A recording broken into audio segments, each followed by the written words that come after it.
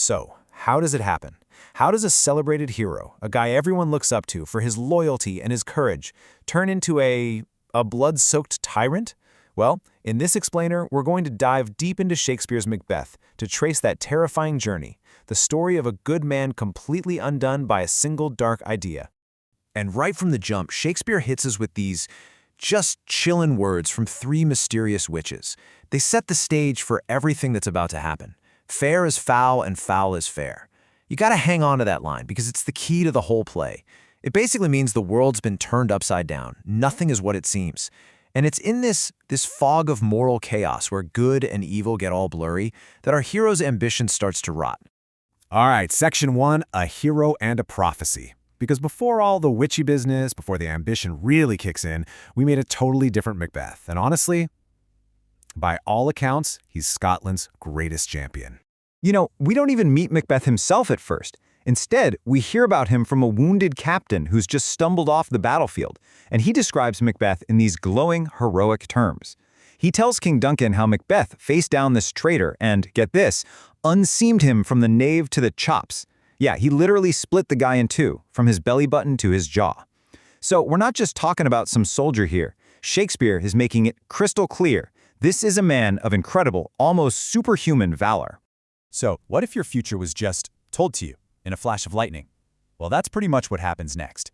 And it's the moment everything changes.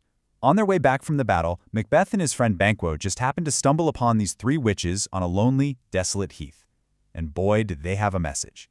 A message that's about to poison Macbeth's very soul. So the witches, they greet Macbeth with three titles.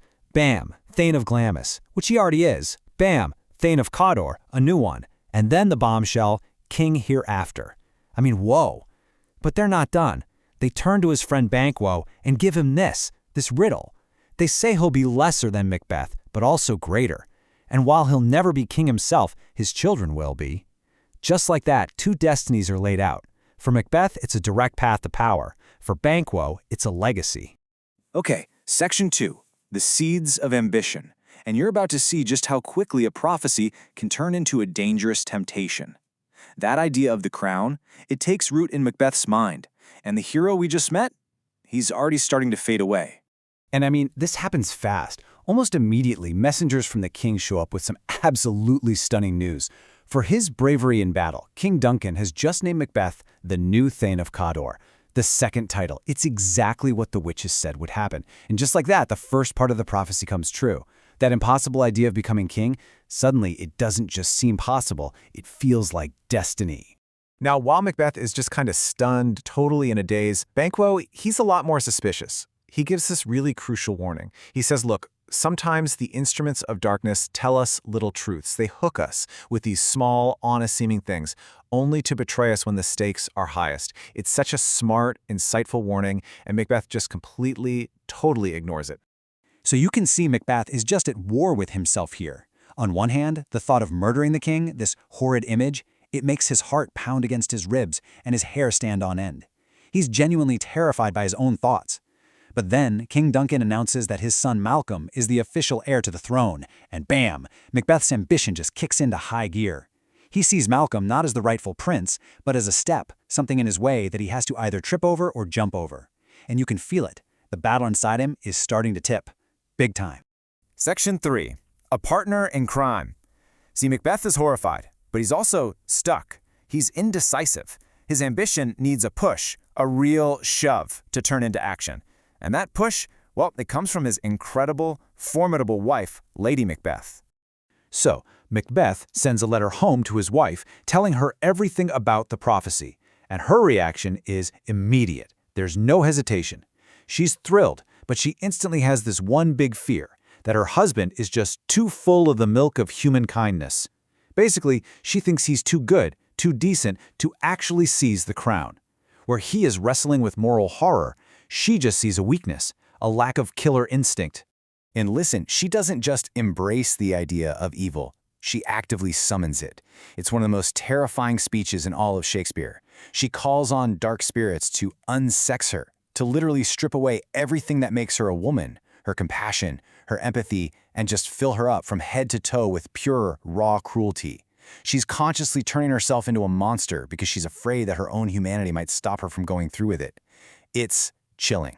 So while Macbeth is still hemming and hawing, Lady Macbeth comes up with this brutally simple, brutally effective plan. Step 1, get the king's guards so drunk they pass out cold. Step 2, sneak in and use their own daggers to kill the sleeping king. Step 3, smear the guards with Duncan's blood so they take the fall. Step 4, the next morning, act shocked and grieve louder than anyone else. See, she's not just pushing him into it, she's the actual architect of the crime, mapping out every single detail while he's still lost in his thoughts. And here we are. Section 4. The point of no return. This is the act that seals their fate forever. Pushed and prodded by his wife, Macbeth finally makes his move toward King Duncan's chamber. Right before he does it, Macbeth's guilt-ridden mind just breaks a little. He sees a vision, a bloody dagger, just floating in the air, with its handle pointing right toward his hand, leading him to Duncan's room. He tries to grab it, but his hand goes right through it. It's a hallucination, a dagger of the mind, and it's the perfect symbol for how this bloody business has totally taken over his brain. A bell rings. That's the signal from Lady Macbeth. And then Macbeth does the deed. We don't actually see the murder happen. Shakespeare keeps it off stage because he knows the real horror isn't in the act itself. It's in the psychological fallout, the total shattering of a man's soul that comes right after. When Macbeth comes back, he's a wreck. His hands are covered in blood, and he is just completely broken. He looks down at his hands and says these unforgettable lines, basically asking if all the water in the ocean could even wash him clean. And the answer is no. He's convinced his hands would just turn the entire ocean red. The guilt isn't gradual, it's instant, and it's absolute. And the contrast with Lady Macbeth, it is just staggering. Her response is so practical, it's terrifying. To her, the blood isn't a symbol of sin, it's just evidence. She says, "A little water clears us of this deed. How easy is it then?" While he's drowning in the spiritual horror of what he's done, she's already focused on the cover-up, on the cold, hard reality of getting away with it. All right, final section. A kingdom of guilt. So the crime is done. They got what they wanted, right? Wrong. Instead of finding peace and power, they've just unleashed this tidal wave of chaos and paranoia on the whole kingdom. The next morning is just pure chaos. Macduff discovers the king's body, Macbeth, pretending to be in a fit of rage, but really just silencing any potential witnesses, kills the 2 guards they framed. Duncan's sons, Malcolm and Donalbain, are terrified they're next, so they flee the country, which of course conveniently makes them look super guilty. The crime is so unnatural that it's said the whole world goes haywire. Falcons are being killed by owls, horses are eating each other. It's a classic Shakespearean sign that the natural order has been completely shattered. And you know what? The crazy thing is, the plan worked. With the real heirs gone and looking like the criminals, the lords of Scotland turn to the one man they trust, the great war hero Macbeth. They name him the new king of Scotland. And just like that, the witch's final prophecy comes true. He has the crown. But there's no celebration, no relief. Macbeth's very first thought as king isn't about ruling. It's about who might take it all away from him. He says that being king is nothing unless he can be safely king. And his mind immediately jumps to Banquo and that other part of the prophecy, the part where Banquo's sons will be kings.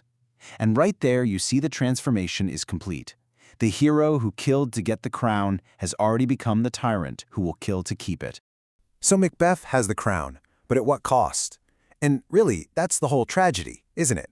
He achieved his ultimate ambition, but to get there, he had to murder his king, murder his conscience, and completely murder his own peace of mind.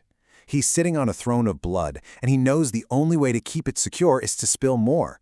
He got everything he thought he wanted, and he lost his entire self in the process.